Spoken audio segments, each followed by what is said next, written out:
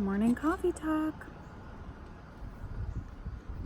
So I was cleaning the other day, and I was kind of thinking about this epiphany that I've been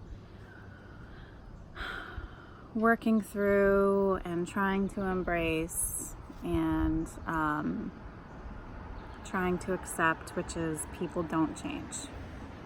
No matter how much we want them to, no matter how much we need them to, they just don't change. You can talk to somebody until you're blue in the face. You can do as many things as you're capable of doing to influence that other person. But ultimately, the best thing that will happen is maybe some of what you say or do will get through to them.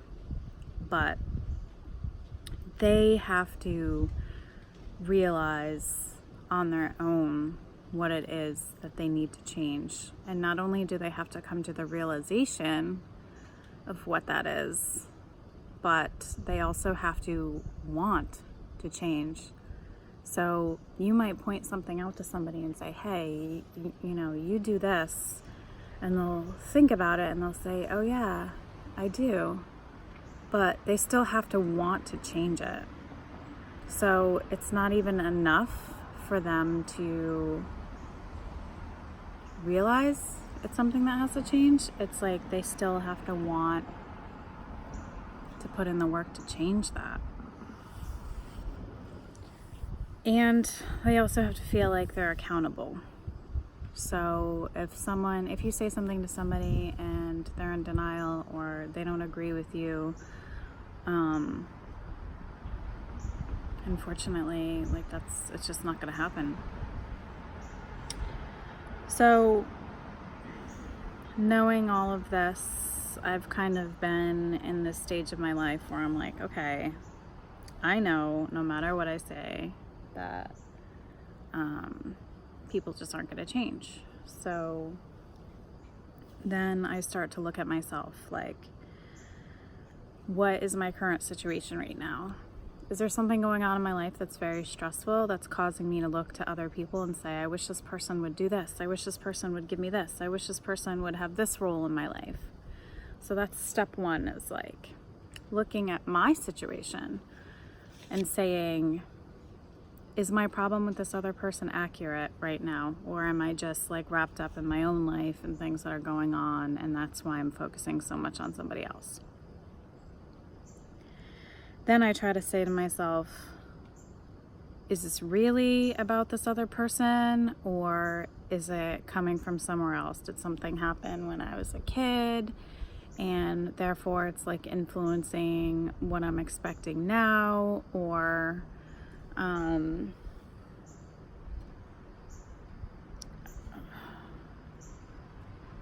did something happen with somebody else that has kind of altered my perception of what it is that I'm expecting from newer people that are in my life, etc. So I'm like taking the time to say, what's my situation now? What was my situation before? Is that having to do anything right now with me, wanting something else from these people in my life, from my relationships? Then I'm also trying to say, like, is this something that I have in myself that I don't like, and that's why it's bothering me in somebody else? So if I'm seeing, like, for example, say I have a friend that's not the best listener in the world, and I'm getting really annoyed that this friend is not being a good listener. So then I have to say to myself, am I a good listener? Or am I finding traits in other people that are lacking in myself? And then I try to focus back on myself and say, okay, this is annoying you because this is something that you do and you need to change yourself. Stop looking at that other person. Or number 4, we can ask ourselves the question, why are we constantly seeking out relationships that aren't in our best interest? Why are we surrounding ourselves by people who don't meet our emotional, spiritual, I don't know, physical needs? Why do we keep having these people in our lives? Like, what is it that's causing that behavior? So you can ask yourself a question: do I think I'm worthy of having people who can feed me emotionally? Do I think that I'm worth having people in my life who prioritize me? A lot of times we will surround ourselves by people who just can't give us what it is that we want and what we need. And that's really about us. Like, why are we self-sacrificing our own happiness to have these other people in our lives who just might not be the right match? In all regards, that can be family, friends, lovers, whatever. It's like, are we doing this because we don't feel like we're good enough to seek out the people who can really benefit us? And then we just have to.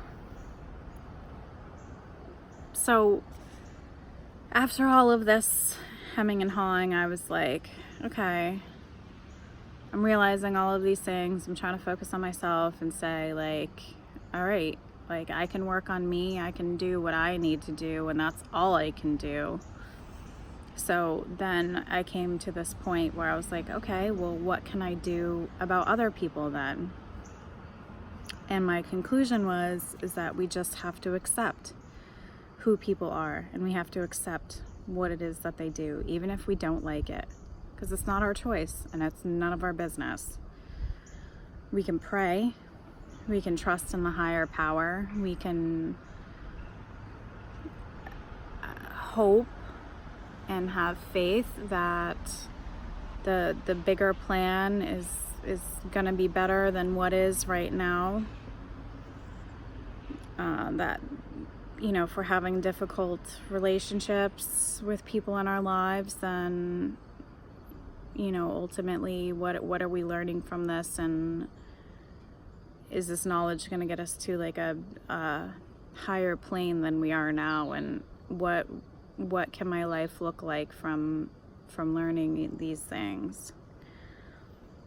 And we can surround ourselves by people who are more like-minded. So if you have a core group of friends, for example, you can ask yourself, is this relationship worth the effort, energy? And you can kind of like look across the board at all of your friends, and then you could say, this person is really worth my time because I feel like the energy is reciprocated. I feel like it's symbiotic. I feel like there are times when I'm falling flat and this other person is very supportive, and sometimes when this friend is not doing so well, I can be the supportive one. I can be the sounding board.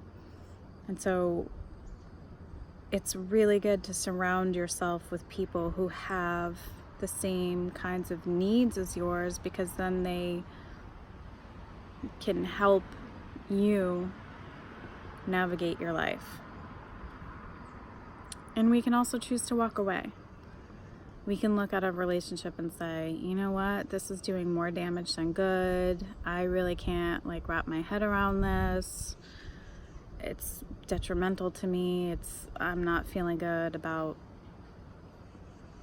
anything that's going on. So let's take some time. Let's take some space. We can reevaluate this later. And it doesn't have to be a bad parting. It can just be, kind of slowly fading out of somebody's life. It doesn't have to be like this big dramatic exit, but you could just kind of wean yourself off of that person.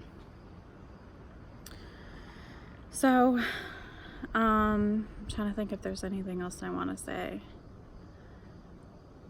Oh, the last thing I would say is like part of that acceptance piece of accepting who people are and what it is that they bring into your life. At that point, you need to decide, okay, person X brings these qualities to my life. Is it worth keeping person X in my life even though I'm lacking something else that I want or I need? And if you're able to redefine what that relationship looks like for you, then you can keep person X in your life in a healthy way. So if you have someone, for example, like I am a very emotional person and I like to connect with people on an emotional level. So if I have someone in my life that I can't be spewing what it is that I'm thinking and feeling and all of that, I try to say, okay, well, what is it that they do bring to my life? And I'm like, oh, okay, well, this person maybe can't handle my emotional side, but they're willing to spend the day with me and do like low-key activities, and that's good because I don't always need to talk about what I'm thinking and feeling. So, I can have a relationship with this person that's, I don't want to say shallow, but it's just different. And then you have other friends who maybe are willing to talk to you about everything that's going on and they are able to connect to you. My cats are being crazy over there. And so then like this is the friend that you call when you're having something going on and you really need a sounding board and you need someone who knows you and can help you kind of navigate, and someone who can listen. So part of the acceptance is like redefining the relationships that you already have and then asking yourself, are these worth keeping in my life? Can I have this person in my life in a healthy way and not be left missing something or craving something?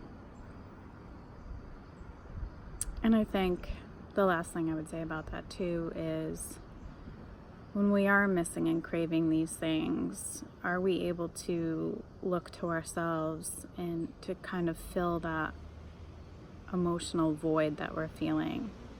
I don't want to be totally reliant on everybody else in my life to get me through hard times, or I don't want to be able to not handle myself. So really thinking a lot about what can I do for myself and how can I be okay by myself and with myself and in my own company, and what can I do to honor myself and heal myself and enjoy myself, because there's going to be times when people just aren't around and you have to sit with yourself and you have to navigate through whatever you're feeling by yourself, and that's totally okay. And I think that if we can really achieve that self-love and just honor ourselves and take care of ourselves, then we're so much better off to help other people.